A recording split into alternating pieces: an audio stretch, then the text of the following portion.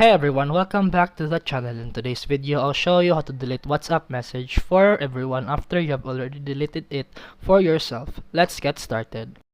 Let's say you sent a message and wanted to delete it for everyone.